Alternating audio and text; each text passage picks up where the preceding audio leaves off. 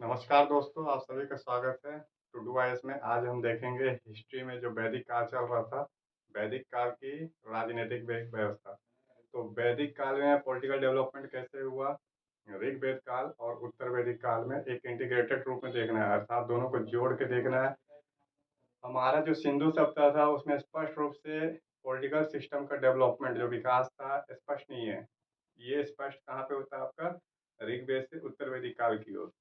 तो इसी पे हमारा फोकस है आज का,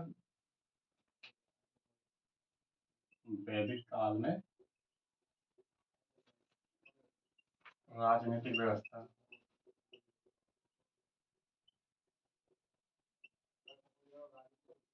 सो पॉलिटिकल सिस्टम इन वैदिक काल।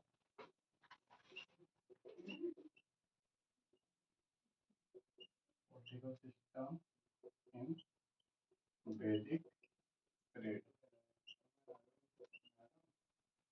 कैसे राज्य का विकास हुआ, कैसे राजा के पास राजनीतिक सत्ता आई, कैसे एक राजा क्षत्रिय बना, धीरे धीरे भू प्रदेश का स्वामी बना, ये सब डेवलपमेंट कैसे हुआ, कैसे एक जनपद का विकास हुआ, बाद में जनपद महाजनपद में डेवलप हो गया था, कैसे हुआ गांव, गांव से बने फिर आपका बोलेंगे बीस, बीस से बने होंगे आपका कबीला, कबीला से बने होंगे राष्ट्र, इस राष्ट्र से हुआ होगा जनपद, और जनपद से महाजनपद। तो 16 महाजनपद आते आते जो उत्तर वैदिक काल समाप्त होता है, जो नया काल महाजनपद जिसमें इसको बड़े बड़े क्या है 16 महाजनपद का पढ़ते हैं। तो कुछ इस तरीके से डेवलपमेंट हुआ होगा। तो गांव से पहले क्या हुआ होगा, परिवार। तो ये ऐसा डेवलपमेंट दिखाई देता है ऋग्वेदिक और उत्तर वैदिक काल में। ऋग्वेदिक में स्पष्ट रूप से तो नहीं उल्लेख है राजनीतिक व्यवस्था का डेवलपमेंट, लेकिन उत्तर वैदिक काल आते आते क्या है आपका डेवलपमेंट स्पष्ट हो जाता है। तो बोलेंगे पहले परिवार था, जो परिवार का हेड था इसको बोलेंगे आप परिवार या कुल। इसका जो प्रमुख था कुलव, अर्थात परिवार का जो एक मेन घर का सदस्य मालिक हो उसे बोलेंगे कुलव। ये कुछ परिवार मिलके गांव बसाते थे। गांव का जो हेड था बोलेंगे प्रधान। ग्रामीण, एक शब्द का इस्तेमाल होता है ग्रामीण। कुछ गांव फिर से आपस में मिलकर क्या बना रहे हैं, बीस, इसका प्रमुख था बीसपति। अर्थात जब गांव कुछ मिल जाए तो क्या है आज के डेट में वर्तमान में बोलेंगे ब्लॉक। ब्लॉक क्या है, बहुत से गांव का एक समूह है। तो बीस, बीसपति हो जाता था, बीस का हेड। पुनः ये बहुत सारे बीस मिलकर एक कबीला बना लेते थे। तो कबीला का हेड क्या था, बोलेंगे राजा। बाद में राष्ट्र कैसे बना, ठीक है, जनपद और महाजनपद। अर्थात बाद में जो है उत्तर वैदिक काल में राजा क्षत्रिय हो गया। अब राजा सब समाप्त होके बार बार छत्र शासक इस्तेमाल होता है।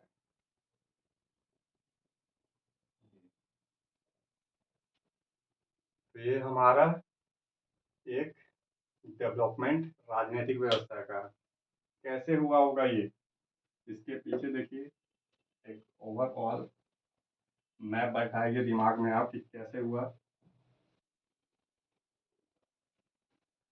जो गंगा की घाटी है आपकी, सबसे पहले बोलेंगे आप कि गंगा की घाटी है।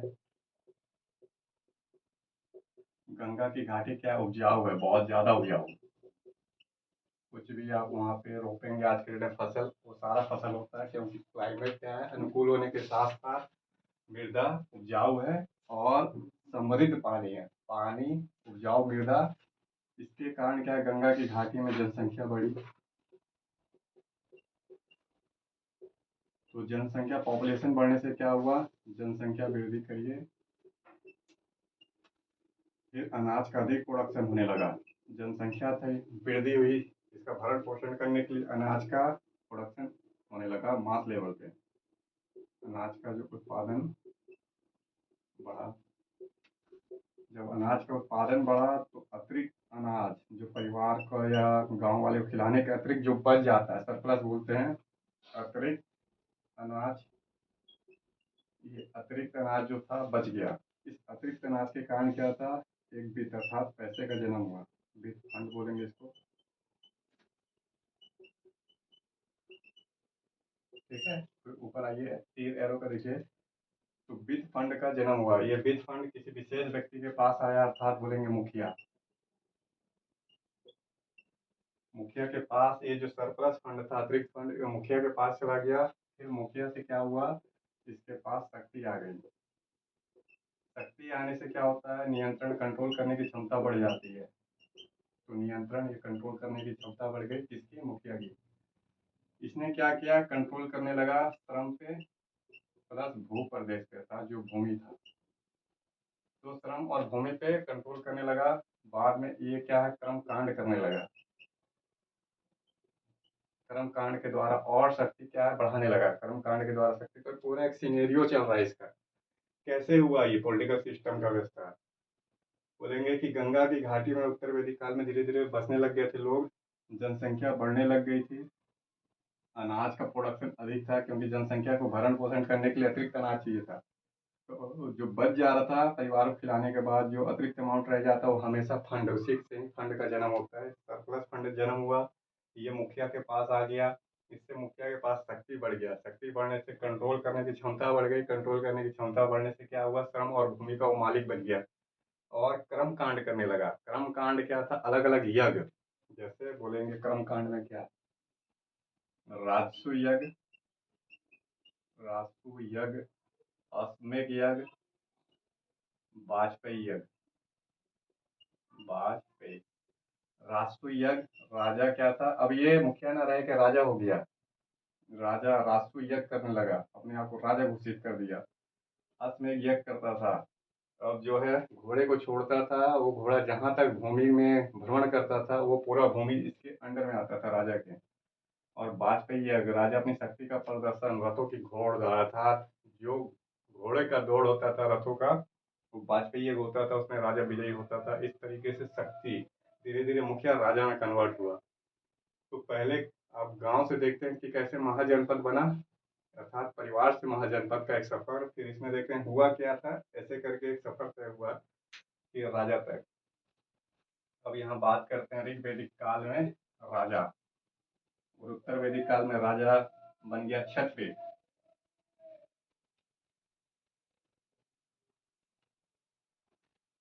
तो क्या था ऋग्वेद में, बोलेंगे ऋग्वैदिक काल।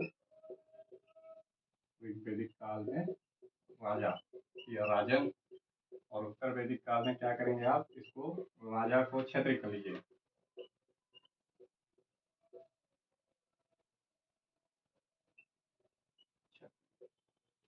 तो ये राजा था, ठीक है। तो बोलेंगे राजा क्या करता था, विश्व का मतलब होता था जनता। इस जनता पे राजा क्या करता था, नियंत्रण करता था। राजा को क्या था, उपहार मिलता था, कुछ भू मतलब भाग मिलता था, कुछ बलि मतलब हिस्सा, ये सब एक तरीके का टैक्स है, बोलेंगे टैक्स है। राजा नियमित रूप से टैक्स नहीं वसूल कर रहा है। जो राजा है उसको अपने आप लोग क्या कर रहे हैं, अपने से जैसे उपहार गिफ्ट दे दे रहे हैं, कुछ अनाज हो, सब्जी हो, फल फूल हो, वो सब भाग के रूप में हिस्सा दे रहे हैं, कुछ बलि के रूप में हिस्सा दे रहे हैं। तो ये एक तरीके का टैक्स था, लेकिन नियमित टैक्स नहीं था। तो राजा को ऐसे करके अपने आप क्या है, शक्ति मिल जा रहा है लोगों का। तो राजा क्या था, राजा का काम था कि लोगों की सुरक्षा करना, लोग और कबीला। इसके बदले में अगर राजा को ये सब मिल रहा है, उपहार भाग बलि, तो राजा क्या करे, राजा का काम था लोग और कबीले की सुरक्षा करना। ये किस काल में है, ऋग्वैदिक काल में। और जब उत्तर वैदिक काल में आया तो राजा क्षत्रिय हो गया। क्षत्र था क्या, मतलब क्या निकलता है इसका, बोलते हैं क्षत्र मतलब एक क्षेत्र प्लस जो क्षेत्र है, क्षेत्र नियंत्रण करने वाला, क्षेत्र पर नियंत्रण करने वाला।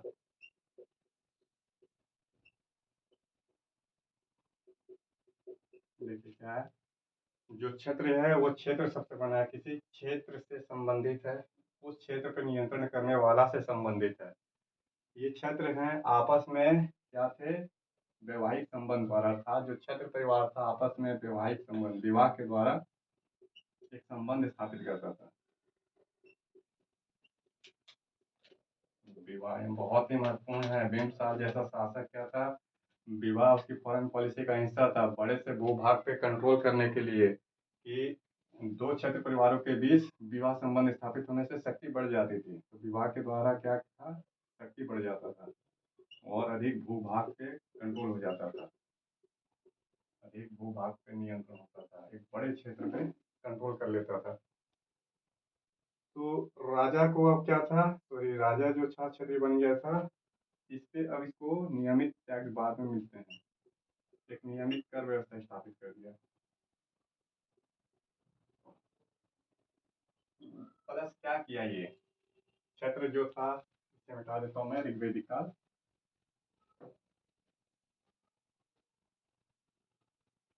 अब जब इसे नियमित कर मिलने लगा, तो जो क्षत्रिय शासक था, ये अपने सगे संबंधी को, क्षत्रिय शासक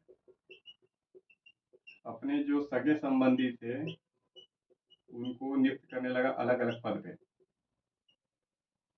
तो बोलेंगे नियुक्ति करने लगा अलग अलग पद पे, किसी को पुरोहित बनाने लगा, किसी को सेनापति बनाने लगा, ठीक है, तो किसी को ब्राजपति, किसी को पुलिस विभाग का हेड, अपने सगे संबंधी को वो नियुक्त करने लगा। तो नियुक्ति का पावर भी क्षेत्र शासक के पास आ गया। टैक्स तो आ ही गया था, लोग नियमित कर अब देने लग गए थे उसे। अब वो विभिन्न प्रकार के कर्म कांड करने लगा था। ये सब हुआ कैसे, देखिए, जो कबीला था उस समय ऋग्वेदिक काल में, बाद में वो राष्ट्र और जनपद में बदल गया था। तो यहाँ पे राजा क्या था, लोगों को सुरक्षा प्रदान करता था। राजा के नेतृत्व में, अर्थात उसके लीडरशिप में लोग एकत्रित होते थे, इंटीग्रेटेड होते थे। राजा के नियंत्रण में एक कबीला दूसरे कबीले से लड़ते थे। मान लीजिए ए कबीला ए है, बी कबीला ए, अब ये दोनों कबीला आपस में लड़ रहे हैं, तो हर कबीले का एक राजा था। अब राजा के नियंत्रण में लोग एकत्रित होने लग गए थे, ऑटोमेटिक लोग अपना पावर शक्ति दे दिए, हाँ ठीक है, राजा हमारे साइड से क्या है डिसीजन लेगा, तो डिसीजन जो मेकिंग का पावर आ गया वो राजा के पास आ गया था। दूसरा क्या था, राजा को देवता का प्रतिनिधित्व माना गया। बोलेंगे एक सिद्धांत होता है राजा का, देव सिद्धांत, देव सिद्धांत या ईश्वरीय सिद्धांत। बहुत सारे जो भारतीय शासक हैं अपने आप को राजा का प्रतिनिधि घोषित करते हैं कि भगवान ने हमें भेजा शासन करने के, हम भगवान के प्रतिनिधि हैं। राजा का अपमान अर्थात ईश्वर का अपमान, राजा का अनादर ईश्वर का अनादर है, ये है। तो उस समय राजा को देव सिद्धांत आ गया कि राजा को ईश्वर के रूप में पूजा जाने लगा। जैसे एक राजा परीक्षित था, नाम सुनेंगे परीक्षित, कुरुओं के पूर्वज राजा परीक्षित, इसको देवता के रूप में पूजा जाने लगा। इस तरीके से कुछ एग्जाम्पल हैं कि राजा के पास नियंत्रण करने की शक्ति कहाँ से आई, कबीलाई युद्ध के कारण, दूसरा राजा का देव सिद्धांत के कारण, और वो क्षत्रिय के बारे में है कि कैसे कैसे आप क्षत्रियों ने अपने को मजबूत किया, भू प्रदेश के वो स्वामी बने। अब एक बार यहाँ टैक्स सिस्टम देखते हैं, किस तरीके का टैक्स सिस्टम था। क्या कोई नियमित टैक्स सिस्टम था, या फिर लोगों का स्वैच्छिक अनुदान था कि अपने मन से लोग जो था, जैसा मन करता था, खुश होकर प्रसन्न होकर राजा को गिफ्ट देते थे, उपहार देते थे। तो बोलेंगे कोई नियमित कर व्यवस्था नहीं था वैदिक काल में, इसमें भी ऋग्वेदिक काल में। तो ऋग्वेदिक काल में टैक्स सिस्टम, बोलेंगे नियमित कर व्यवस्था नहीं था। लोग अपने मन से ही क्या करते थे, बलि, शुल्क, भाग, इस तरीके के शब्द का उल्लेख हुआ है कि बलि, शुल्क, भाग का क्या मतलब है। बोलेंगे एक तरीके का टैक्स था, लेकिन नियमित टैक्स नहीं था, नियमित टैक्स नहीं था, ठीक है, किसमें, ऋग्वेदिक काल में। तो लोग से ये स्वेच्छा से देते थे, अपने से राजा को स्वैच्छिक रूप से देते थे। लेकिन उत्तर वैदिक काल आते आते नियमित रूप से भू प्रदेश से क्या था, आने लगा, एक नियमित टैक्स आने लगा। तो अब जो था बलि, शुल्क और भू भाग, जो भी भाग थे वो नियमित हो चुके थे उत्तर वैदिक काल में। अब यहाँ पे टोटल सिनेरियो ये बनता है कि एक वंश वाली प्रणाली, क्या बोलेंगे, वंश मूलक प्रणाली कैसे अपने आप को इंटीग्रेटेड की एक राष्ट्र का निर्माण हुआ रहा। तो वंश मूल वाली प्रणाली, वंश मूल वाली प्रणाली, ये शब्द है वंश मूल वाली, अर्थात एक पीढ़ी से दूसरी पीढ़ी, दूसरी पीढ़ी से तीसरी पीढ़ी, जो उत्तराधिकारी का नियम है वंश प्रणाली। जैसे ब्रिटेन में राजा, राजा के परिवार का ही सबसे बड़ा सदस्य राजा बनेगा, ब्रिटेन में आज भी चलता है। तो वंश मूल वाली प्रणाली में राजा के पास पावर, शक्ति आया था, जिसे बोलते हैं राजा का राजत्व, अर्थात राजा के पास पावर आया। तो कैसे वंश मूल प्रणाली एक राजत्व में बदल गई। देखिए पॉलिटिकल सिस्टम टफ है वैदिक काल का, सबसे अधिक टफ सिस्टम। स्पष्ट इसलिए नहीं होता है क्योंकि मौखिक रूप से है ये ऋग्वेदिक काल का। धीरे धीरे जनपद काल, उत्तर वैदिक काल, जनपद और महाजनपद आते आते स्पष्टीकरण होता है। ये आपको अनुमान, स्पेकुलेशन लगाना पड़ेगा। तो राजा के पास राजत्व का सिद्धांत कैसे आया। तो राजा क्या था, बोलेंगे कि इसके पास जैसे देवी अधिकार आना, राजा के पास राजत्व अर्थात शक्ति, पावर कैसे आया, बोलेंगे देव सिद्धांत राजा का। पुनः राजा क्या था, दंड देने लग गया, दंड देता था। यहाँ पे पावर लिख लीजिए कि राजा के पास शक्ति क्या क्या आ गया। कारण था, बोलेंगे देव सिद्धांत राजा को ईश्वर का क्या प्रतिनिधि समझा गया, ईश्वर का प्रतिनिधि। तो लोग अपने आप क्या थे, इसे भगवान मानने लग गए। राजा दंड देने लग गया। राजा के पास क्या था, बोलेंगे कानून और व्यवस्था, कानून व व्यवस्था, कानून व व्यवस्था का संस्थापक हो गया। कानून व्यवस्था यही देखता था। पुनः बोलेंगे राजा नियुक्ति करने लग गया, अलग अलग पद पे नियुक्ति, अलग अलग पद पे।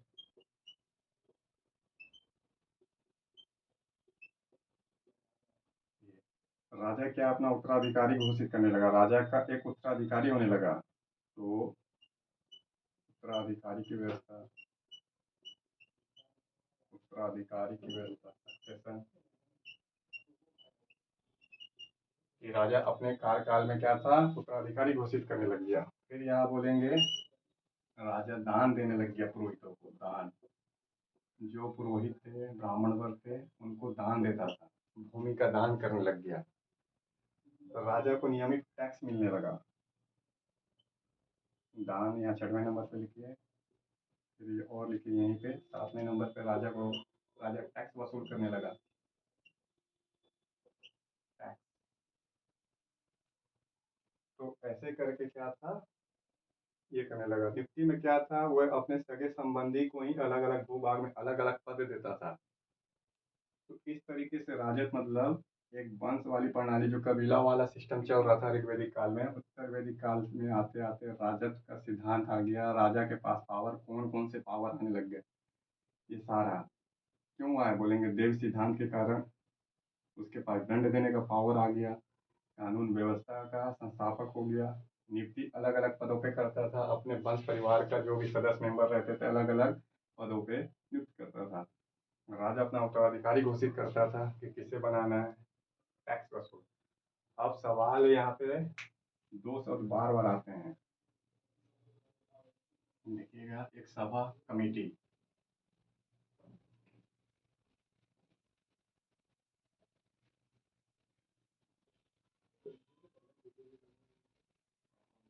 जो सभा और कमेटी, ये कभी कभी पूछता है, बहुत इंपॉर्टेंट है। सभा, कमेटी, ये किस लिए प्रयोग होते हैं वैदिक काल में, सभा कमेटी। तो सभा क्या बोलेंगे, ये कुछ जेंटलमैन लोगों की सभा थी, अर्थात सभा में अभिजात वर्ग था, अभिजात वर्ग, पुरोहित वर्ग, पुरोहित वर्ग। तो जो अभिजात वर्ग मतलब कुछ लोग, चंद लोग, जैसे आज के डेट में क्या है, एक कैबिनेट होता है, एक प्रधानमंत्री होते हैं, उसमें कुछ उनके कैबिनेट के मंत्री होते हैं, जैसे वित्त मंत्री, गृह मंत्री है ना, रक्षा मंत्री। तो चंद लोग रहते हैं। उसी तरीके से राजा था, राजा की सभा थी, राजा की सभा थी और राजा की सभा में क्या था, कुछ अभिजात वर्ग पुरोहित वर्ग थे, इनको कैबिनेट मान लीजिए। तो कमेटी क्या करती थी, कमेटी बोलेंगे राजा का चुनाव करती थी ऋग्वेदिक काल में, राजा का चुनाव करती थी। तो ऋग्वेद काल में राजा का चुनाव होता था। उत्तर वैदिक काल में राजा का पद वंश अनुक्रम हो गया, वंशानुगत हो गया। ठीक है। तो ऋग्वेदिक काल में सभा और कमेटी दो शब्द का उल्लेख होता है। सभा में बोलेंगे कुछ पुरोहित वर्ग या अभिजात वर्ग का प्रतिनिधित्व था। इसमें सभी सदस्य अर्थात जन समान लोग, बोलिए जन समान लोगों का प्रतिनिधित्व नहीं था, लोगों का प्रतिनिधित्व नहीं था। हटा दीजिएगा, इसको क्रॉस कर दीजिएगा। इसमें आम पब्लिक जो थी सभा में पार्टिसिपेट नहीं करती थी, लेकिन कमेटी में आम नागरिक क्या थी, पार्टिसिपेट करती थी। राजा का चुनाव आम नागरिक करते थे। ठीक है, सामान्य लोग। अब समान लोग में क्वेश्चन कई कई पूछता है, क्या कमेटी में सिर्फ पुरुष लेते थे या पार्टिसिपेशन या महिला? तो बोलेंगे महिला प्लस पुरुष दोनों, महिला प्लस पुरुष ये दोनों मिलके क्या करते थे, राजा का चुनाव करते थे।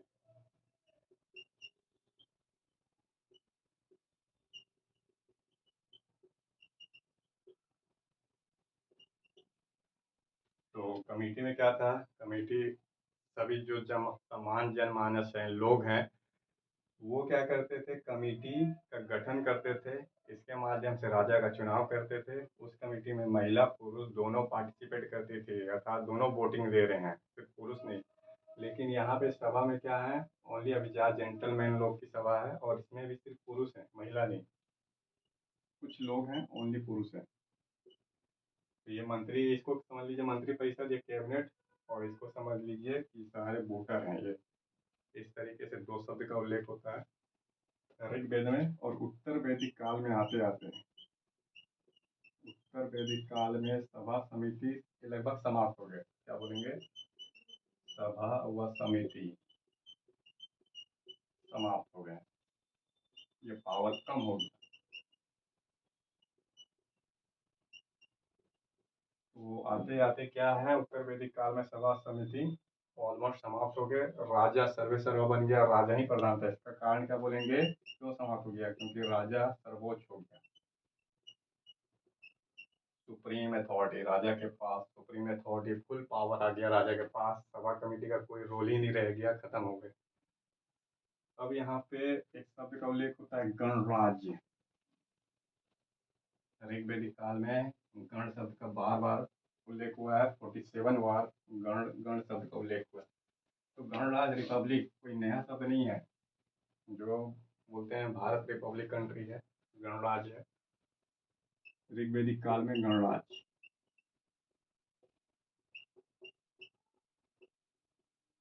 ऋग्वेदिक काल गणराज्य, गणराज्य। ठीक है, ऋग्वेदिक काल में गणराज्य, ना कि उत्तर वैदिक काल में। तो बार बार गणराज्य शब्द का उल्लेख किया गया है। 47 बार ऋग्वेदिक में उल्लेख किया गया है गण शब्द का। तो ऋग्वेद काल में ही बताया गया है शासन की पद्धति, टाइप ऑफ सिस्टम। शासन की पद्धति क्या है, जैसे आज आप देखेंगे शासन की पद्धति में लोकतंत्र, फिर देखेंगे राजतंत्र, इसके बाद क्या देखेंगे, लोकतंत्र, राजतंत्र, साम्यवाद सरकार, साम्यवाद शासन प्रणाली, और फिर क्या देखेंगे आप, तो अभी तो विशेष तीन ही है। अलग अलग तरीके का शासन प्रणाली। एक जगह लोकतंत्र है, कहीं पे राजा का शासन चल रहा है, कहीं पे कम्युनिस्ट का शासन चल रहा है। तो ये जो शासन की पद्धति है, ये ऋग्वेद काल में ही था। ऋग्वेद काल में तो 10 प्रकार के शासन की पद्धति का उल्लेख है। बोलेंगे 10 प्रकार, 10 प्रकार के शासन व्यवस्था का उल्लेख है। अब यहाँ पे क्या है, किस किस तरीके का शब्दों का उल्लेख किया गया है ऋग्वेदिक काल में। बोलेंगे स्वराज व बैराज, स्वराज व बैराज्य। ये शब्द का उल्लेख किया। तो स्वराज कोई नया शब्द नहीं है, नहीं गणराज, स्वराज और बैराज जैसे शब्द हैं ये ऋग्वेद काल से ही चले आ रहे हैं। तो काफी सारी कंट्री को लग रहा है रिपब्लिक शब्द का जो इस्तेमाल है वो ऋग्वेद से ही कर रही है, अर्थात कॉपी की हुई है। तो भारत में शासन की जो प्रणाली है ऋग्वेद काल में बोलेंगे 10 प्रकार का शासन की प्रणाली थी, क्लासिफिकेशन किया गया है। स्वराज शब्द का बैराज शब्द का इस्तेमाल किया गया है। और ऋग्वेदिक काल में सभा कमेटी होती थी, सभा था कैबिनेट समझ लीजिए चंद लोगों का, कमेटी में सभी जनमानस समान लोग थे। तो ये ऋग्वेद काल का था। उत्तर वैदिक काल में क्या हुआ, तो बोलेंगे कि पूरी तरीके से राजतंत्र आ गया। ठीक है, गणराज समाप्त हो गया उत्तर वैदिक काल में। इसके बाद क्या है यहाँ पे, राजतंत्र स्थापित हुआ। अगर गणराज था उसको भी निकल गया राजतंत्र ने। गणराज राज, तो यहाँ पे राजा का शासन, राजतंत्र मतलब राजा का शासन, द रूल ऑफ किंग। और एक गणराज का एक तरीके का लोकतंत्र है जहाँ पे लोकतांत्रिक व्यवस्था, शासन व्यवस्था के तहत जनता जनार्दन होती है। तो उत्तर वैदिक काल आते आते राजतंत्र ने गणराज को समाप्त कर दिया, निकल गया, अर्थात राजा ने इसको गणराज को राजतंत्र बना दिया, समाप्ति कर दिया गणराज को।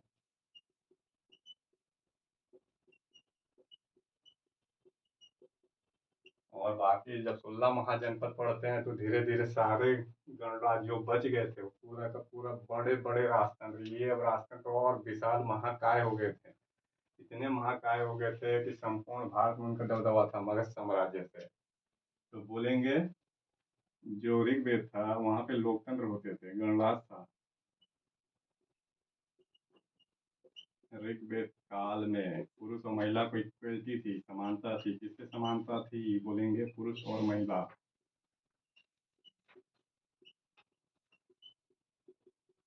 ठीक है, पुरुष महिला दोनों समान थे।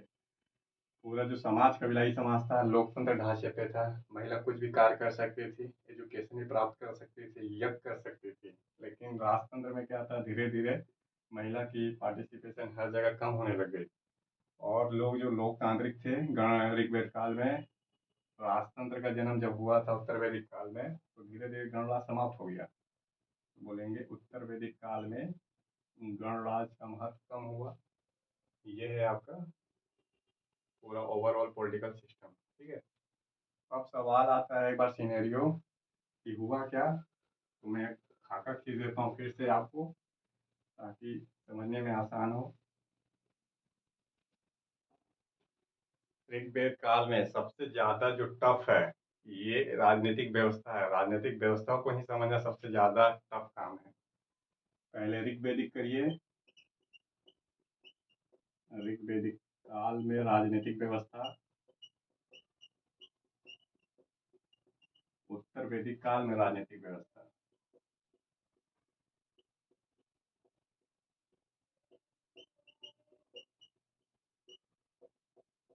ऋग्वेदिक काल को लिखिए, ये कबीला था। कैसे कबीला बसा पहले बताइए, गांव था। गांव के बाद क्या हुआ था, सॉरी पहले परिवार था, परिवार के बाद गांव आया, गांव के बाद विश्व बना, विश्व मिलके कबीला बनाते थे, कबीला मिलके क्या बनाते थे, राष्ट्र बनाते थे, राष्ट्र बन के जनपद बनाते थे, बाद में जनपद महाजनपद में कन्वर्ट हो गया। पहले ये बताइए, कबीलाई समाज था, लोकतंत्र था, गणराज थे, महिला पुरुष दोनों को इक्वलिटी प्राप्त थी, लगभग महिला हर काम कर सकती थी। उत्तर वैदिक काल में धीरे धीरे क्या बोलेंगे, जो राजनीतिक व्यवस्था थी और अधिक विस्तार हुआ। तो इसमें जो राष्ट्र शब्द सुन रहे हैं आप और जनपद, ये उत्तर वैदिक काल में आया।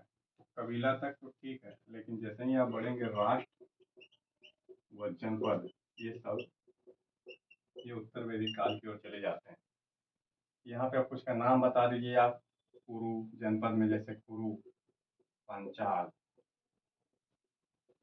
कुरु पंचाल काशी। ठीक है, इसके बाद मगध, कौशल, मगध, कौशल, ऐसे करके ये जनपद थे, बाद में महाजनपद में कन्वर्ट हो गए।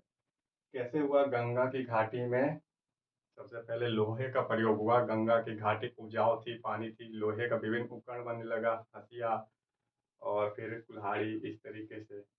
तो क्या थे, फसल को तेज़ी से काट सकते थे। जो लोग थे, लोग को एकत्रित कंट्रोल करने के लिए आपका एक मुखिया मुखिया का जन्म हुआ होगा। और अतिरिक्त जो सरप्लस बच गया होगा अनाज का, मुखिया के पास चला गया, मुखिया ने श्रम को कंट्रोल किया। और श्रम को कंट्रोल करने के साथ साथ क्या था, वो टैक्स भी वसूल करने लगा। ये सब उत्तर वैदिक काल में हुआ। और ऋग्वैदिक काल में राजा क्या करता था, तो कबीलों की सुरक्षा करता था, कबीले के लिए लड़ाई करता था, बस यही काम था। लेकिन उत्तर वैदिक काल में धीरे धीरे मुखिया हट गया, उसके जगह पे क्या आ गया, एक सब क्षत्रिय। बाकी फिर ऋग्वैदिक काल का बताइए, गणराज सभा कमेटी बता दीजिए। उत्तर वैदिक काल में बताइए कि वंशमूलक प्रणाली से कैसे राजस्व का विकास हुआ, इसको बताइएगा आप। वंशमूलक प्रणाली मतलब वंश पे वाली जो पीढ़ी थी वो धीरे धीरे कैसे राजत्व में बदल गई। राजत्व मतलब पूरा राजा के पास कैसे पावर आ गया। अब यहाँ पे राजत्व का विकास में धीरे धीरे काफी सारी चीजों का योगदान है। जैसे ईश्वर का दिखाइए कि राजा के पास पावर ईश्वर का प्रतिनिधित्व के रूप में आया। कर्म कांड दिखाइए।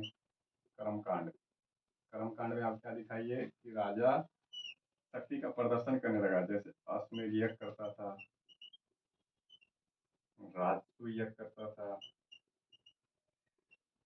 उसके बाद बोलेंगे कि अश्वमेध यज्ञ, राजसूय यज्ञ, वाजपेयी यज्ञ ऐसे करता था। ये सब कर्म कांड के द्वारा राजत्व का और विकास हुआ। और उसमें क्या था बोलेंगे, घोड़े को छोड़ देना। घोड़ा जिस क्षेत्र तक घूमे वो पूरा राजा के अंडर में आता था। राष्ट्रीय यज्ञ, राजा का जब राज अभिषेक होता था, यज्ञ करता था रानी के साथ, तब राष्ट्रीय यज्ञ था। वाजपेयी यज्ञ, घोड़ों की रथों की दौड़ होती थी जिसमें राजा विजयी होता था। ऐसे करके सब राजा में पावर धीरे धीरे आने लगा, उसे महाबली समझने लगे लोग। ठीक है, तो एक ट्रांजिशन ऐसे करके दिखाना है आपको। अब यहाँ पे बात कर लेते हैं कैबिनेट का, मंत्री का, कि उत्तर वैदिक काल में या ऋग्वैदिक काल में किस तरीके के अधिकारी होते थे। अधिकारी का भी स्वरूप बदला होगा जब राजनीतिक व्यवस्था बदली होगी, क्षेत्र बदला होगा, अधिक क्षेत्र आगे अधिक क्षेत्र का मालिक बना होगा, तो और अधिक क्षेत्र को कंट्रोल करने के लिए और अधिक अधिकारी की नियुक्ति, अलग अलग तरीके के अधिकारी की नियुक्ति। तो देखिए कैसे हुआ होगा ये सब। जो कैबिनेट तैयार हुआ होगा उनका, सबसे पहले अगर भू प्रदेश है, एक भूभाग है, भूभाग में जनसंख्या बसी। आप पढ़ क्या रहे हैं, आप पढ़ रहे हैं इसमें कैबिनेट। कैबिनेट मतलब बोलेंगे मंत्रिपरिषद। कैबिनेट अर्थात मंत्रिपरिषद के राजा के कुछ चहेते लोग। कैसे हुआ होगा, भूभाग था, उस भूभाग में जनसंख्या बढ़ी, और जनसंख्या बढ़ने से अनाज का प्रोडक्शन हुआ होगा। अनाज का प्रोडक्शन और अनाज बढ़ाने के लिए क्या किया होंगे जनसंख्या ने, तो इन्होंने कौशल का विकास किया होगा, था स्किल डेवलपमेंट, अलग अलग स्किल। फिर है जब हस्तशिल्प या कौशल स्किल का डेवलपमेंट हुआ होगा, अलग अलग उपकरण बनी होगी, सेवा का भी जनरेशन हुआ होगा, तो बोलेंगे सेवा। तो सेवा का जनरेशन हुआ। मांग का फिर बोलेंगे, इसके कारण से क्या है, डिमांड, इन दोनों के कारण एक डिमांड जन्म हुआ, मांग। ठीक, क्या बोलिए, भूभाग था, भूभाग में जनसंख्या बढ़ी थी, जनसंख्या बढ़ने के कारण से अनाज का प्रोडक्शन भी बढ़ा होगा।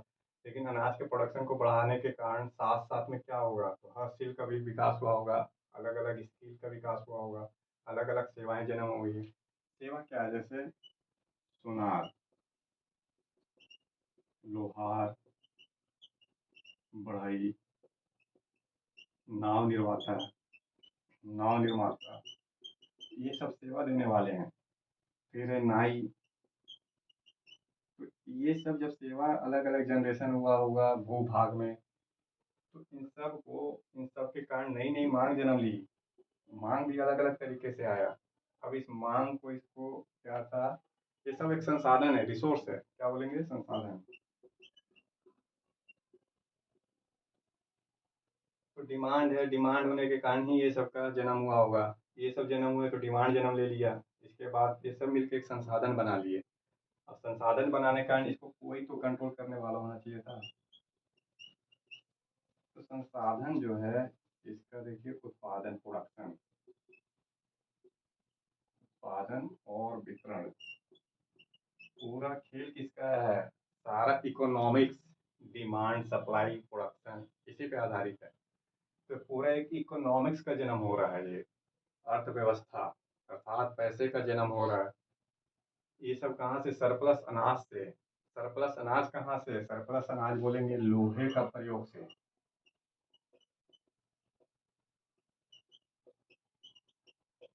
तो सरप्लस अनाज कहाँ से आया? मास लेवल पे अनाज, अनाज का भंडारण है लोहे के प्रयोग से आया। अलग अलग हस्तशिल्प कौशल का विकास हुआ, अलग अलग सेवाएं, सुनार, लोहार, बढ़ई, नाव निर्माता, ये सब जन्म लिए होंगे। तो इन सब की बस्ती भी बसी होगी, एक दूसरे की बस्ती, नाई की बस्ती, लोहार की बस्ती, सुनार की बस्ती, ठीक है, नई नई बस्तियां बसी अलग अलग क्षेत्र में। अब इस तरीके से इसके कारण नई सेवा का मांग हुआ, सेवा या स्किल, हस्तशिल्प जो भी बोलिए, सबका मांग होने लगा। सबका मांग होने के कारण ये सब मिलकर संसाधन बना लिए। संसाधन का जो उत्पादन और वितरण, इनको कंट्रोल करने वाला कोई चाहिए था। जो कंट्रोल करने वाला चाहिए था, यही क्षत्रिय हो गया। ठीक है। तो क्षत्रिय इतने सारे चीजों को अकेले एक कैसे कंट्रोल करेगा? एक तो क्या हुआ था कि इसने क्या किया, कंट्रोल करने के लिए नियुक्ति वाली तरीका को अपनाया कि अपने ही परिवार से चंद लोगों को नियुक्त कर दिया जाए। जैसे सोनार के लिए कोई विशेष एक अधिकारी रख दे, जो सोने से संबंधित समस्त कार्य को कंट्रोल करे। जो लोहा से रिलेटेड एक मंत्री रख दे। नाव निर्माण कर रहा है उसको कंट्रोल करने वाला अधिकारी रख दे। एक एक के लिए क्या है, एक एक चीज का अधिकारी होने लग गए। तो यही मैं आपको कैबिनेट बता रहा हूँ कि कैसे। अब देखिए यहाँ पे कुछ कैबिनेट में नाम आता है, उसको याद करना है आपको। जो इम्पोर्टेंट है वही बताऊंगा, नहीं तो ऐसे करके तो संस्कृत में बहुत सारे अधिकारियों का उल्लेख किया गया है। जो पोर्टल है उसके अर्थशास्त्र में इतने सारे अधिकारियों का उल्लेख है कि संभव नहीं है उसे याद करने। फिलहाल याद करिए कुछ मंत्री परिषद अर्थात अधिकारी, पुरोहित, जो पूजा कराता हो, कर्म कांड कराता हो। कर्म कांड जैसे यज्ञ, पूजा पाठ, ठीक है, बलि उलि देने का काम ये सब करता हो पुरोहित। पुनः बोलेंगे ग्रामीण, ऋग्वेदिक काल में ये मंत्री परिषद ऋग्वेदिक काल लिख लीजिए। ऋग्वेदिक काल। उत्तर वैदिक काल में और अधिक मंत्री बड़े होंगे। फिलहाल ऋग्वेदिक काल में बोले पुरोहित कर्मकांड कराता है। ग्रामीण गांव का मुखिया था, गांव का मुखिया हेड। फिर बोलिए विस्पति, विष का हेड। विष क्या था? बहुत सारे गांव को मिला के विष बनता था। बृहस्पति, बृहस्पति तो क्या बोलेंगे? चारागाह का हेड। ऋग्वेदिक काल में क्या था? पशु चारण वाली इकोनॉमिक्स थी। पूरा का पूरा इकोनॉमिक्स पशुओं पे आधारित था। किसी भी होता था, कम होता था, पशुओं का मात्रा अधिक था। तो चारागाह को कंट्रोल करने वाला एक अधिकारी बृहस्पति, चारागाह नियंत्रक। आज के डेट में चारागाह नियंत्रक कोई कैबिनेट नहीं है, कोई मंत्री नहीं होता, लेकिन उस समय होते थे। चारागाह को कंट्रोल करने वाला एक मंत्री स्पष्ट इस शब्द का उल्लेख होता है। इसको बोलेंगे जासूस, जासूसी विभाग। फिर बोलेंगे जीवगृह, जीवगृह इसको बोलिए आप पुलिस विभाग।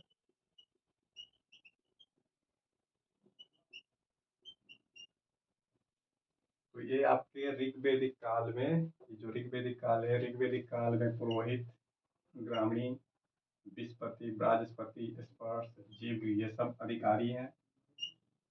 ये अधिकारी का काम क्या क्या है ये है। उत्तर वैदिक काल आते जो मैंने इससे पहले बताया, नाव निर्माता, सोनार, ठीक है, ईंट का निर्माण करने वाला, मदिरा का निर्माण करने वाला, वो सब के लिए अलग अलग अधिकारी आने लगे। तो उत्तर वैदिक काल में धीरे धीरे इस तरीके से आपका क्या लिख लीजिए कि उत्तर वैदिक काल में और अधिक मंत्री परिषद आ गए। उत्तर वैदिक काल आते आते, लेकिन उत्तर वैदिक काल आते आते मंत्री परिषद जो राजा का कैबिनेट था वो और विस्तारित होने लगा। क्योंकि हस्तशिल्प कौशल का विकास होने लगा था, भूप्रदेश का विस्तार होने लगा था, राजा का कंट्रोल बहुत बड़े क्षेत्र में होता था, इसलिए अलग-अलग प्रोटोपोलिया या विभाग का जन्म हुआ था। तो लिखिएगा अलग-अलग विभाग